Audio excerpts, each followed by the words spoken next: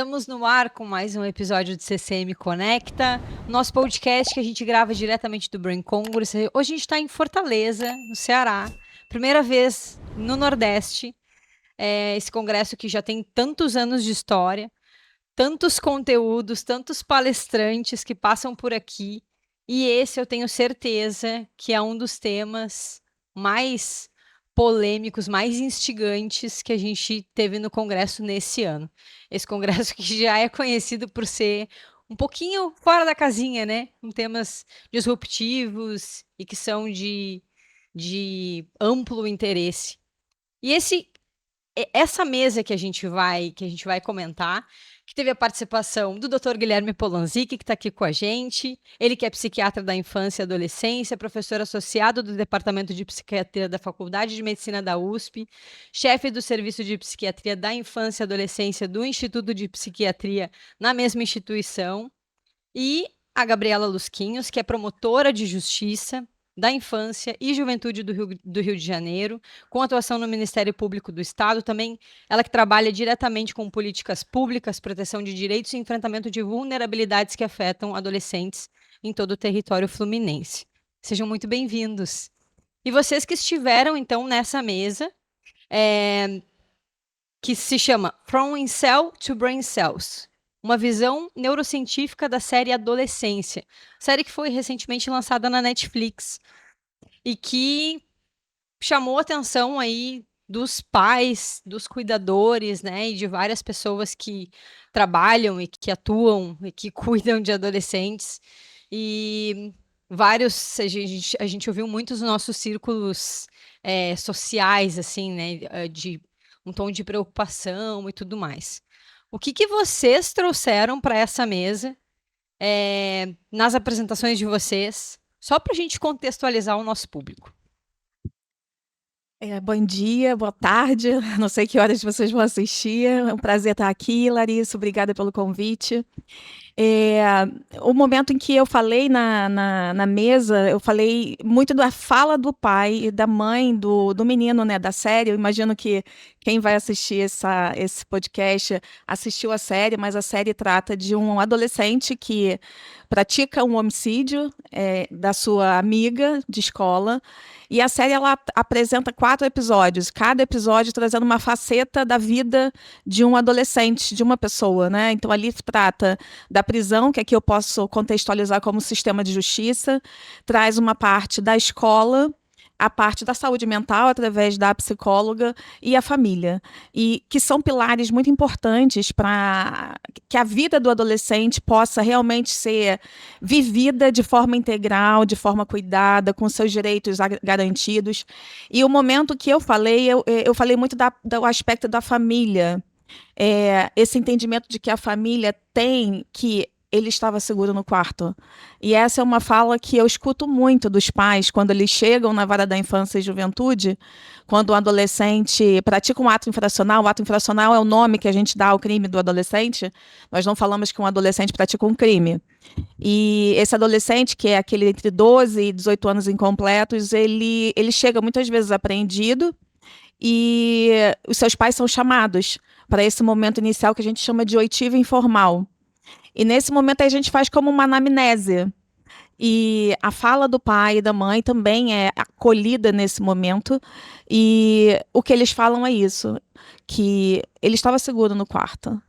Que afinal, o que poderia acontecer no quarto? E essa é uma conversa que os pais do Jamie têm nesse episódio, que é de cortar o coração, ouvir aquela dor daquele pai, daquela mãe, sobre o que eles poderiam ter feito que não fizeram. Então, o que nós costumamos dizer é que nesse mundo digital, a internet é considerada como uma rua.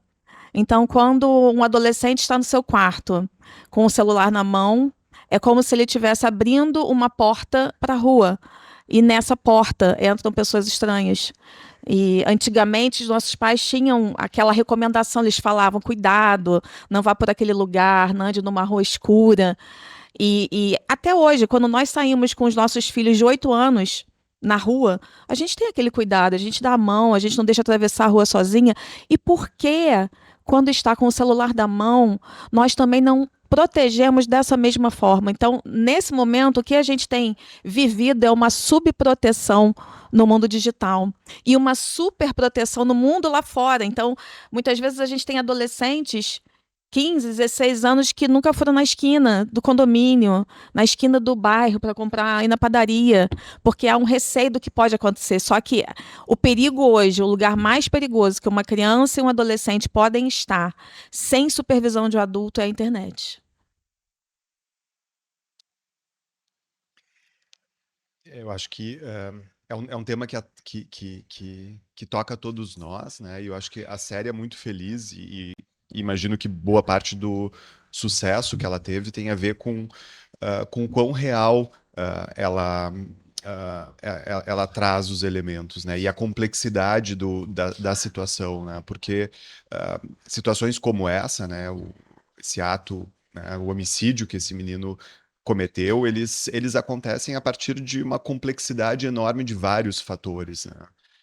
E especificamente na fala, na mesa, eu trouxe os aspectos desenvolvimentais que colocam as crianças em maior risco de terem comportamentos graves, ah, contra a vida, de outras pessoas, por exemplo, né? Então, esse é um menino que não demonstra empatia, né? Em nenhum momento demonstra culpa durante a série, né? E é só num momento final da série que ele diz que ele de fato vai, ah, vai então confessar, né, o crime. Até então ele nega, até então ele chora porque gostaria de ir para casa, né, e em nenhum momento demonstra nenhum tipo de arrependimento pelo o que fez. E isso demonstra esse comportamento demonstra uma falta de empatia, o que a gente fala de uma afetividade muito restrita, que são características muito graves no desenvolvimento das crianças e que, de fato, podem colocar elas em risco para esse tipo de comportamento. É claro que a gente tem uma base biológica que envolve suscetibilidade genética, que envolve como o cérebro funciona e como comportamentos muito iniciais no desenvolvimento, por exemplo, na relação com os pais, com a mãe, com o cuidador principal. Então, prejuízos já nesses comportamentos. E junto com esses riscos genéticos, esses riscos biológicos, as experiências de vida e, por exemplo, né, as relações parentais são muito importantes para para como é que vai chegar esse jovem na adolescência, onde ele vai estar muito mais exposto às situações do ambiente, né, às situações do ambiente digital, às situações da vida, né? E na série, um aspecto que é marcante é uh, eu não sei se eu diria negligência emocional, eu acho que eu diria negligência emocional, sim, né? Mas a falta de afeto, pelo menos, que perpassa, apesar de serem pais de uma família estruturada, pais preocupados com os filhos, que querem fazer o melhor, né? Que querem dar o melhor, e eu acho que esse último episódio que a Gabriela mencionou é mesmo muito tocante, né? Porque eles revisam as suas próprias infâncias e como eles gostariam de ter feito, ah, mas eles, em determinados momentos, não foram os melhores pais que eles poderiam ter sido, porque claramente faltou, além do monitoramento, faltou afeto, né? Então, em vários momentos, o Jamie conta que o pai não conseguia olhar para ele. A gente vê, inclusive, uma cena inicial em que o pai não consegue abraçar ele, né? Não consegue transmitir afeto no momento em que ele estava sofrendo ali, né? E ao longo do tempo, ao longo da série, aparecem vários momentos em que o Jamie conta e o próprio pai conta que não conseguia olhar para ele com as características dele, né? Então sempre tinha uma exigência, uma expectativa de que ele fosse diferente, de que ele fosse mais homem, né, de que ele fosse mais esportista, e características que o pai valorizava, mas que não eram dele, Jamie. E aí a gente entra nesse outro aspecto mais da identidade masculina, e de como para o Jamie isso foi difícil, colocando ele em risco né, para esse crime e para todas as comunidades virtuais aí que provavelmente o abduziram, né, e o influenciaram para levar para ter esse comportamento. Uma coisa que me chama muita atenção na série é o próprio título dela. Porque apesar de ser um episódio específico, né? Então, assim, a série gira em torno de algo ali, de um acontecimento muito específico. O título dela não remete a esse acontecimento, né? Remete a uma fase inteira da vida da gente. E aí eu queria ouvir de vocês o quanto vocês acham que essa leitura, né, que a série aplica, né? Então, assim, de enxergar a adolescência dessa forma é real ou não? Eu acho que essa série, né, que está sendo até hoje tão falada, ela trouxe à tona uma realidade que muitas pessoas não querem ver. Muitas vezes, quando eu falava dessa realidade, a realidade que chega todo dia para mim, me chamavam de alarmista, extremista, que não é tanto assim. E essa série trouxe isso, trouxe essa realidade da polícia chegar na casa e os pais estarem ali totalmente perdidos porque não conhecem esse outro lado da vida do filho. Isso é real. E como o Dr. Guilherme falou, a questão do afeto é algo que a gente tem falado muito, como é importante os pais também tirarem os seus olhos do celular e olharem nos olhos do seu filho. Como muitas vezes é importante nós termos essa rede integrada, sentada à mesa, para que a gente possa falar desse adolescente, dessa adolescência. E o que nós, eu posso dizer que inovamos na nossa atuação, é ter esse entendimento, e o que eu sempre falo da aldeia, de que é preciso de uma aldeia para criar uma criança, que é um entendimento e uma ideia que está na Constituição, que diz que é preciso de todos nós, da família, não é a família sozinha, porque senão é um fardo enorme. Os pais, eles não sabem e não conhecem essa tecnologia como os filhos conhecem. Então, até mesmo para fazer um monitoramento e um supervisionamento, até mesmo através de aplicativos que a gente indica alguns, os pais têm dificuldade. Muitas vezes, no momento da sala de audiência, nós ajudamos esse pai e essa mãe a usar essa tecnologia. Então, eu acho que essa série foi muito feliz de trazer essa realidade e eu acho que depois de um tempo atuando na vara da infância, eu comecei a perceber que eu não podia continuar fazendo o que eu fazia, apenas sentada à mesa e chamando o adolescente para ouvir e muitas vezes encarcerando, outras vezes não. Eu precisava trazer esse conhecimento a público, eu precisava estar nos lugares e que aquilo que eu conheço, aquilo que eu vejo e as ideias, os caminhos, porque eu sempre falo que eu vou continuar aqui na infância e juventude, tô nessa área do Ministério Público, enquanto eu acreditar que é possível fazer algo diferente.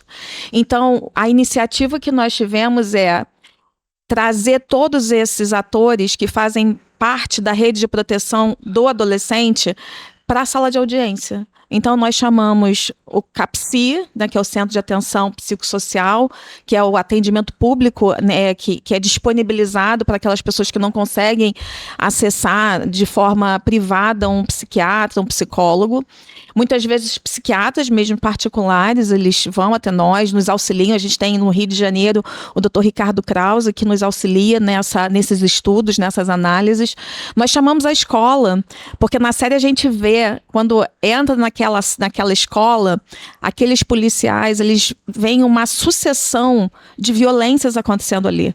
São professores gritando com os alunos, são inspetores gritando, são situações de bullying acontecendo e está todo mundo fingindo que não está vendo. Tem um momento que a policial fala assim, nossa, isso aqui eu não gosto desse lugar, até o cheiro me incomoda. Eu tive a sorte de ter tido uma professora que cuidou de mim na escola. Então, os alunos, eles precisam enxergar a escola como um lugar de confiança. E, para isso, a escola também precisa mudar a forma de cuidar da educação. Os pais, muitas vezes, né, assim, meus pais, era aquele estilo parental autoritário. E muitas vezes violento. muitos de nós passamos por esse estilo parental autoritário. E acaba que nós, muitas vezes, passamos por outro lado, a gente foi para a permissividade.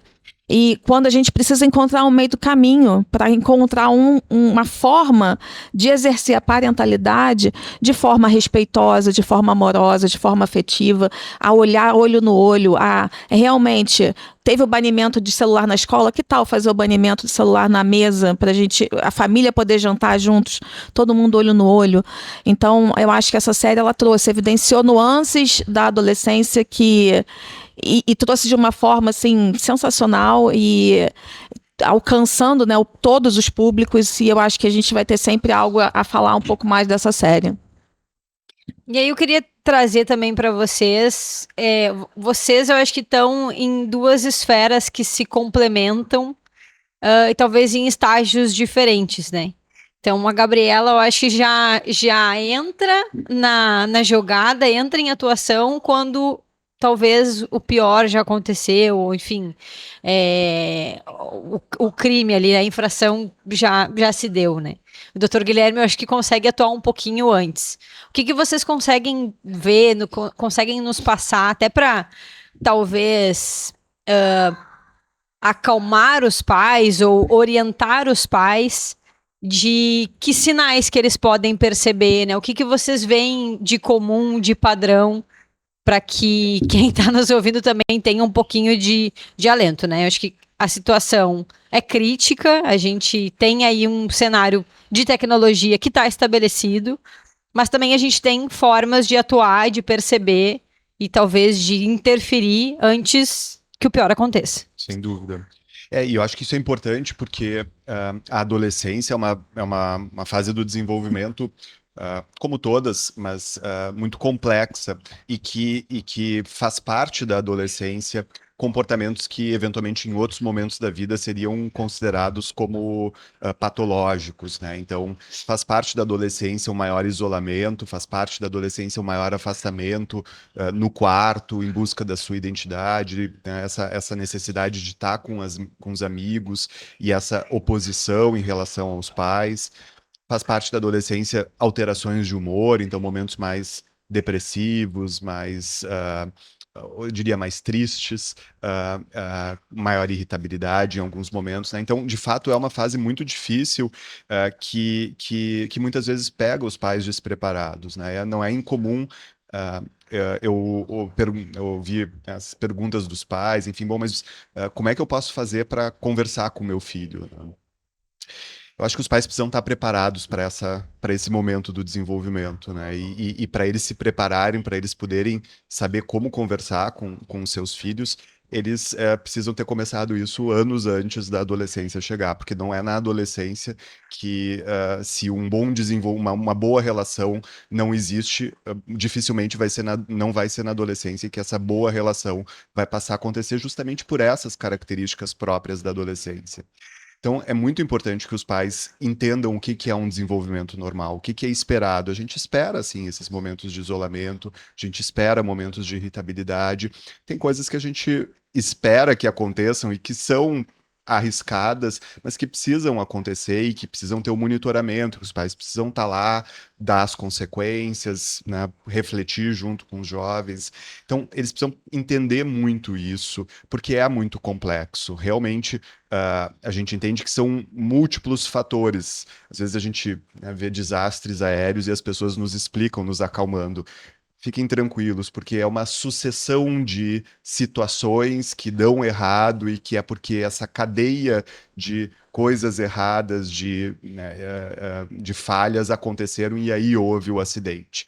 É um pouco assim, né? A gente tem suscetibilidades genéticas, biológicas, a gente tem experiências ao longo do desenvolvimento, a gente tem uma falta de um suporte emocional e familiar que não deu conta de identificar o risco quando ele aconteceu e de lidar com o risco quando ele aconteceu, tá?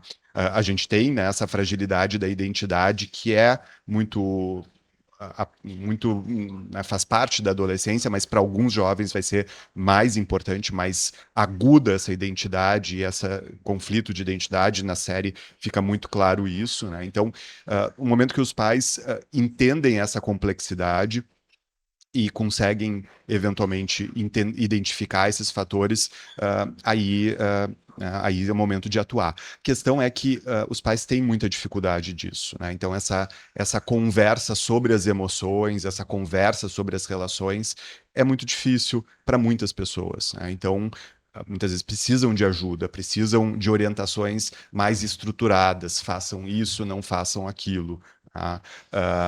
E, e aí também é função do Estado, função da escola, função dos profissionais de saúde que acompanham essa criança ao longo do desenvolvimento, dar o apoio que os pais precisam para esse melhor cuidado. Isso é verdade. Assim, muitos casos que chegam até nós, de fato, eles chegam depois da situação ter acontecido.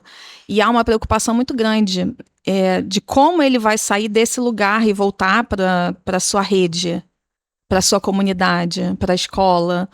Porque o entendimento de que a gente basta tirar esse adolescente, encarcerar e devolver, a gente não está fazendo socioeducação. Isso não é garantir direito, isso não é restaurar algo que foi quebrado. Então, por isso que nós caminhamos por trazer essas pessoas para dentro da sala de audiência. Então, muitos adolescentes estão sendo acompanhados há 3 anos. Porque ele precisa ser reinserido na escola, ele precisa de um cuidado em saúde mental, que muitas vezes ele não estava tendo. Esse pai e essa mãe precisa também de orientação, de medidas, porque o Estatuto da Criança e do Adolescente, né, que é essa lei que trata de todos os direitos da criança, trata das medidas protetivas, trata das medidas administrativas em relação aos pais. Então, dentro dessas possibilidades, nós podemos, por exemplo, encaminhar o pai e a mãe para um grupo de pais. Nós podemos encaminhar o adolescente que praticou uma ofensa a uma mulher a um grupo de reflexivo, para ele ter um entendimento do que é aquilo que ele praticou. Porque às vezes isso vem lá da família. Nós temos também como instrumento a justiça restaurativa, que pensa muito aquela ideia que eu falei na mesa, né, que a violência, segundo esse entendimento da justiça restaurativa, é a manifestação equivocada de uma necessidade legítima não atendida. Então, nesse lugar da justiça restaurativa, as pessoas terão a oportunidade de falar um pouco que necessidade era essa que não estava sendo atendida. Nós temos um caso de um menino que chegou por conta de uso excessivo em rede social e sem proteção, e ele praticou realmente atos muito graves em rede social, envolvendo pornografia infantil, e era muito disso, né? Havia um isolamento do pai em relação ao menino, e o que o menino queria era ter esse convívio com o pai. Essa era a necessidade dele, que não estava sendo atendida, e ele teve a oportunidade, nesse lugar da justiça restaurativa, fazer combinados com esse pai, com essa mãe, no sentido de estabelecer uma rotina de que no final de semana nós vamos fazer algo juntos. Então ele e o pai relataram uma situação em que eles foram à praia e que isso nunca tinha acontecido. Então os dois saíram assim sorrindo, né, dessa mudança na vida deles, e que agora essa necessidade dele estava sendo atendida. Então, eu acho que esse entendimento de que a gente precisa cuidar do retorno desse adolescente também é muito importante, justamente para ele não voltar novamente para esse lugar, para a vara da infância e juventude.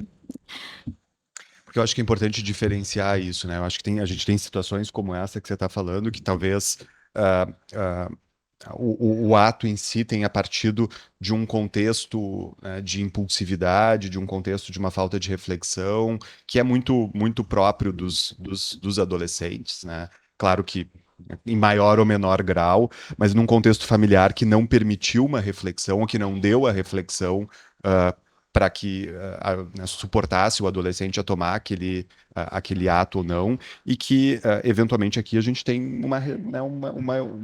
eventualmente até é positivo no final das Sim. contas, é educativo, como você está dizendo, a partir dali é terapêutico, a família reflete, e a gente tem um jovem que não tem características sociopáticas e que vai entender o que fez, vai se arrepender, vai se envolver, né, numa medida restaurativa e vai ficar orgulhoso que conseguiu fazer aquilo e que fez o bem a partir de algo muito grave, né?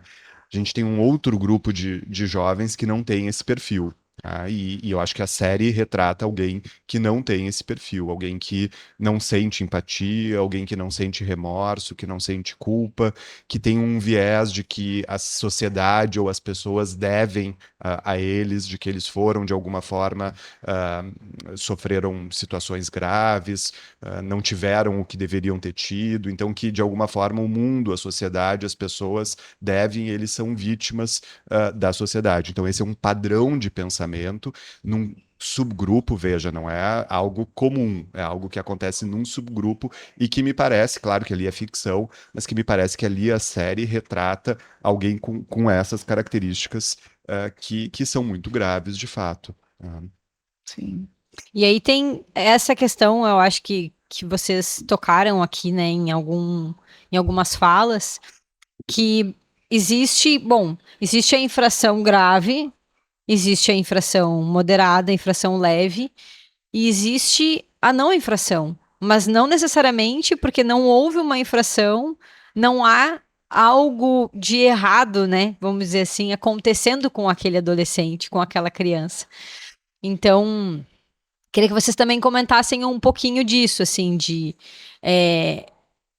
em que momento que a gente pode, talvez, perceber que tem algo de, vamos lá, não normal, entre muitas aspas, mas tem algo que não parece que tá certo, e o que a gente pode fazer para não chegar, né, num extremo, não chegar na infração. Ali na série tem uma cena muito interessante, que é a cena inicial.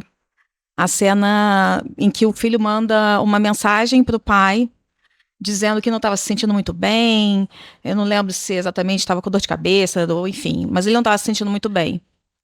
O pai olhou aquela mensagem e ele riu, comentou com a amiga e ainda falou: está ele aqui mais uma vez querendo faltar à aula, mas pode deixar que a mãe que vai cuidar disso. Então aqui a gente vê uma situação em que é o pai deixando que a mãe resolva, que é algo que acontece muito na vara da infância. Nós vemos muitas mães que cuidam sozinhas dos seus filhos, os pais eles estão à parte da educação.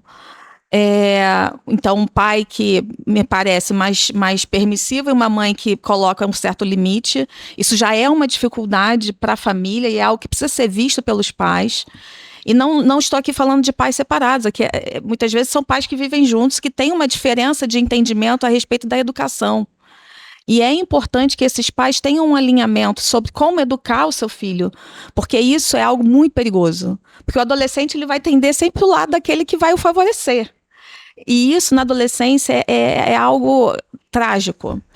Depois a gente vê ali naquela situação que esse menino de fato estava sofrendo bullying na escola. E ele não infracionou, ele não praticou um ato infracional. Então, nós temos situações em que, mesmo que não vá praticar um ato infracional, é uma situação que demanda a atenção dos pais, é uma situação que demanda a atuação da escola. A escola agora, né, bullying, cyberbullying é crime, e a escola ela pode ser responsabilizada por isso.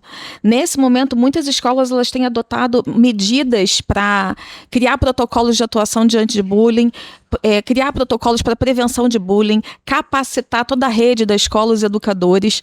Então a gente vê um caminhar da escola nesse sentido. E os pais também precisam disso.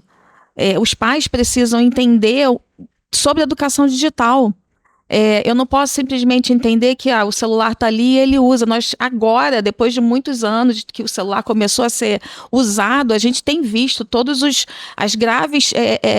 a gravidade de usar de forma excessiva e sem supervisão. Nós tivemos vários relatos de danos à saúde mental quando usado de forma excessiva. Então, os pais eles precisam entender isso e precisam buscar entender. Se eles não conhecem, eles precisam passar a conhecer.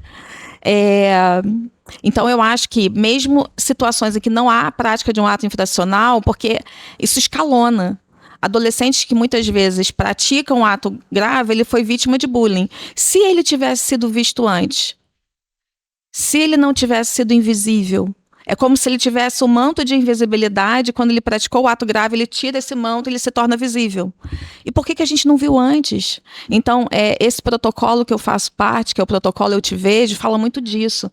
Da gente ver antes, para evitar que chegue a hora da infância e juventude. Então, essa ideia do protocolo Eu Te Vejo, nós vamos nas escolas, a gente ministra palestra para os alunos, para os pais, para a escola, com esse objetivo. Vamos ver antes que uma situação pior aconteça. Eu acho que muito bem colocado que a Gabriela trouxe, né, de que os jovens eles trazem sinais, tá? E os sinais podem ser muito variados, muito diversos, né? A questão é que a gente precisa estar atento a esses sinais e muitas vezes é no dia a dia, na correria, as coisas são ditas de uma forma que parecem que saíram de uma forma inesperada, enfim, mas muitas vezes o jovem está ali pensando há um tempo como colocar isso, e aí colocou uma palavra, uma frase no momento que estava saindo de casa, enfim. Então, é muito desafiador mesmo para os pais identificarem onde há problema, principalmente porque é uma fase em que eles estão mais recolhidos e a gente espera que eles estejam mais recolhidos. Mas se existe uma relação de confiança, uma relação de abertura, uma conversa, um diálogo, uma confiança do jovem em relação aos pais, a sensação de que ele é ouvido, né, de que ele é validado, de que as queixas, né, o que ele pensa, tem um lugar, tem um espaço e que ele pode colocar elas. Isso não significa que os pais precisam concordar, né, mas que tem um espaço, e se isso é construído ao longo do desenvolvimento, vai ser muito mais fácil identificar, né? Mas, de fato, muitas vezes não é, e muitas vezes os pais têm as suas dificuldades, e aí a gente tem algumas coisas que a gente tenta ajudar os pais em termos de balizar, né? Então a gente pensa que mudanças de comportamento sempre merecem ser vistas, podem fazer parte do desenvolvimento normal, mas são mudanças de comportamento que precisam ser identificadas. Quando a gente tem algum tipo, um isolamento social maior, queda do rendimento escolar ou dificuldade, seja dificuldades de comportamento na escola ou dificuldades acadêmicas na escola. Então, um jovem que fica excessivamente recolhido, com contato social diminuído, com muito uso de celular, muitas vezes não querendo sair para encontrar amigos ou sair para ficar com a família. Veja, esse jovem ele precisa estar recolhido, mas isso não significa que ele não apareça em casa, né? Então, ter refeições com a família de uma forma estruturada, né, sempre é algo extremamente importante. A gente tem boas evidências que mostram o quão importante é isso para a saúde, para a relação. Então, e aí é um jovem que não quer mais ou que não se recusa a sentar à mesa para uma refeição com a família ou uma viagem de final de semana com a família. Então, alguém que está excessivamente recluso e, claro, às vezes comportamentos que são estranhos, não toma banho, começam a comprar coisas que chamam atenção, enfim, comportamentos que destoam muito aí do padrão. A gente pode pensar que, como uma regra geral, assim, esses são comportamentos de mais risco, mas, de novo, às vezes não fica tão evidente e é só na conversa, na relação que a gente identifica que ele pode falar ou ela pode falar que está precisando de ajuda. E é uma fase engraçada, né? Porque tudo é tão intenso, as coisas têm uma proporção tão grande. Então, às vezes, assim, teve uma briga com a melhor amiga, aquilo ali é o fim do mundo. E aí, se o pai e a mãe, que bobagem, se vocês fazem as pazes, né, desvalorizam isso e não escuta, tudo, qualquer coisinha já vira, né? E a gente vê muito isso, assim, esses relatos de pais, assim, tá na aborrecência e tudo é bate-porta, tudo é uma revolta. Não vejo a hora que passa essa fase. Por trás disso tem assim, tem uma desvalorização, como você disse, de um sofrimento que é legítimo. Tá? Por trás disso também tem uma dificuldade de si própria de lidar com isso, de parar e valorizar o sentimento, né? E muitas vezes um desconhecimento, muitas vezes, né? E são oportunidades perdidas de educação, de desenvolvimento, de aprofundamento do relacionamento, quer dizer, para aquela criança, adolescente, desculpe, é realmente o fim do mundo. Mas a gente não sabe que não é o fim do mundo, e ao longo do tempo ela vai saber. Mas se o pai ou a mãe pudesse parar e valorizar e explicar e acolher o sentimento e pensar junto sobre aquilo, seria, né, um aprendizado mais acelerado, né, para essa criança, para esse adolescente. Já facilita. Bom, gente, eu tô mais do que satisfeita com essa conversa, com esse bate-papo que a gente teve aqui. Tenho certeza que tem muitos pais que estão nos ouvindo e que também vão ficar mais atentos. Eu acho que, por mais que a situação seja crítica, eu acho que a gente tem muito como remediar e como estar mais próximos dos nossos adolescentes, né? Eu acho que cuidar. E como você disse, né? Os pais de outras gerações eram mais autoritários e a gente tem pais que querem participar mais, que querem estar mais envolvidos com os filhos, querem entender das atividades deles. Então, não é tudo tão ruim assim, né? A gente tem caminhos aí para seguir de maneira saudável e criar, né? Terminar de criar cidadãos, sujeitos que vão certamente ser brilhantes nos seus futuros. Muito obrigada. Você que está nos ouvindo, que está nos assistindo, siga @ccmconecta para saber dos próximos episódios. E a gente se vê por aqui. Até mais.